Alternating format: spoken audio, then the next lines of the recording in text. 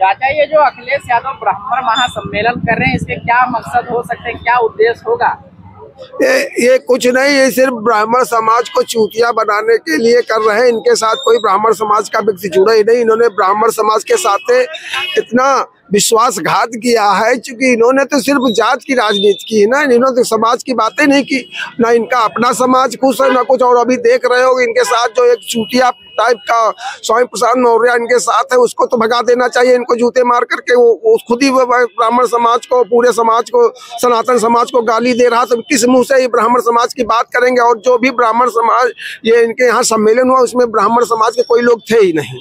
सब उसी टाइप के दूसरे लोग थे। वो ब्राह्मण समाज का कोई व्यक्ति उसमें नहीं था। और ब्राह्मण समाज इस तरह किसी एक जात और किसी उसमें नहीं जुड़ता। उसने देख लिया है कि तुम क्या कर रहे हो, किस तरह की तुम्हारी राजनीति की मानसिकता है। तुम पहले आप पिछड़ों का जब आप पिछड़ों का हक नहीं दे पाए, जब अपने परिवार का हक नहीं दे पाए, अपने समाज का हक नहीं दे पाए, तो तुम ब्राह्मणों का हक का दिलाओगे? तुम्हारी औकातें नहीं जो तुम ब्राह्मणों का हक दिला पाओ। और ब्राह्मण तो अपने हिसाब से अपना वो ले लेगा अपना हक, उसको किसी से मांगने की जरूरत नहीं है। हाँ, अपना कोर वोट पीडीए को बताती है और उसी पीडीए फार्मूला पे 24 में उतर भी रही है।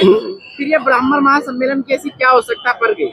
क्योंकि इन्होंने देखा 2007 में ब्राह्मण समाज ने बहन जी को समर्थन किया तो बहन जी की सरकार बन गई। तो और 2012 में इनको ब्राह्मण समाज ने समर्थन किया और इनकी सरकार बन गई। और 2017 और 2022 में भारतीय जनता पार्टी के साथ है ब्राह्मण समाज, पूरी तरह से एकजुटता के साथ वो भारतीय जनता पार्टी की ही सरकार बनाएगा। और किसी भी सरकार, चूंकि इन लोगों के 30 साल के दावे को देख लिया, जब ये अपने समाज का, अपने परिवार का, अपने ही उसका नसीब है परिवारवादी पार्टी में ब्राह्मण समाज नहीं जाएगा। ब्राह्मण समाज कभी परिवारवादी नहीं रहा है। मैं ये कहना चाहता हूँ, ये सिर्फ चाहे इतने खोखले दावले कर ले, चाहे इतने सम्मेलन कर लें, एक भी ब्राह्मण समाज इनके साथ नहीं जाने वाला। और इनकी 2024 में बड़ी बुरी हार होगी, आप देख लेंगे।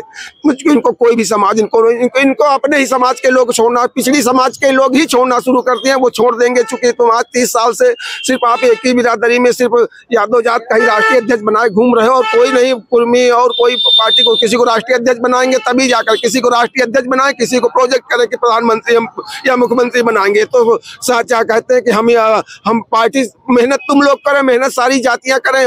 और अगर जब मुख्यमंत्री और उसकी बात आएगी और राष्ट्रीय अध्यक्ष की बात आएगी तो सिर्फ इनके परिवार का बनेगा। ये कहाँ का तुम न्याय कर रहे हो? तुम कहीं नहीं सिर्फ राम मनोहर लोहिया को बात बता रहे हो कि समाजवादी पार्टी राम मनोहर लोहिया के विचारों, कुछ नहीं, राम मनोहर लोहिया के विचारों को तुम बेच रहे हो और बेच लिया है तुम लोगों ने। और जो तुम लोगों ने जो कृत्य किया वो जनता जान रही है।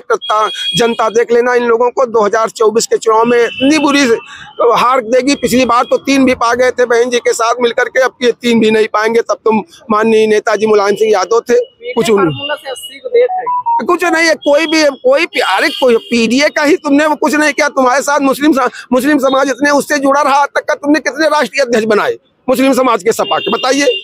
सबकी एक मुश्त पूरा मुस्लिम समाज तुमको कई बार तुम्हारी सरकार बनाता है, उसके आप राष्ट्रीय अध्यक्ष बनाइए, घोषणा करिए मुस्लिम समाज के कि मुस्लिम समाज का मैं राष्ट्रीय अध्यक्ष बना रहा हूं। और जो समाजवादी पार्टी सत्ता में आएगी तो मुस्लिम समाज का मुख्यमंत्री होगा, करिए।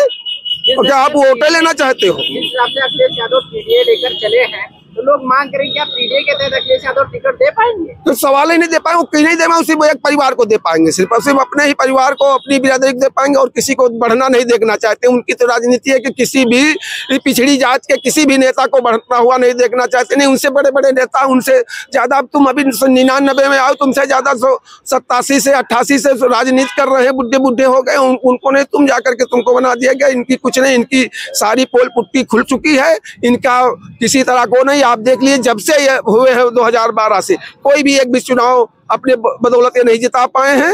कोई भी आप 2022 तक देख लीजिए, कोई नहीं जिता पाए और न जिता पाएंगे। और इससे भी बदतर स्थिति हो जाएगी। इन लोगों ने जो नाटक किया था, अभी शिवपाल जी को भगा करके फिर ले लिया या कर लिया, ये सब जनता जान रही कि तुम सिर्फ अवसरवादी आदमी हो, अवसर को तुम तलाश कर रहे हो, सिर्फ तुम अपना भ्रष्टाचार छिपाने के लिए तुम ये पीडीए और उनका गाथा गा रहे हो। तुम 30 साल से 30-32 साल, कितने दिन की जिंदगी तुम कितने दिन में सही करोगे?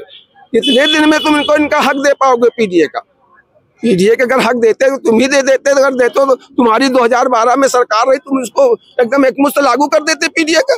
आपने क्यों नहीं लागू किया? अब तुम चूतिया बना रहे हो चुनाव आकर के पीडीए को।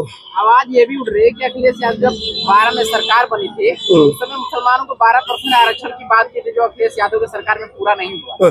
हाँ, वो कहीं न कोई एक भी चैप्टर, इसीलिए आप देख लीजिए चुनाव दर चुनाव, चाहे आप विधानसभा के देख लीजिए, चाहे लोकसभा के देख लीजिए, चाहे आप राज्यसभा के देख लीजिए, चाहे आप जिला पंचायत देख, चाहे आप नगर निगम के देख लीजिए, सब जगह वो इसीलिए हारते हुए चले जा रहे हैं कि इनकी राजनीति सिर्फ ये अपने घर की सिर्फ अपने लिए कर रहे हैं, ये दूसरे के लिए नहीं कर रहे हैं। ये जनता के बीच कभी गए नहीं, जनता का दर्द नहीं जानते ना, तो उस व्यक्ति से आप क्या करें जिसके पाए न पाट बेवाई वो का जाने पीर पराई वाली कहानी। जो भूखों नहीं मरा वो भूखों का कष्ट जानेगा, जिसने हल नहीं चलाया वो किसान का कष्ट जानेगा।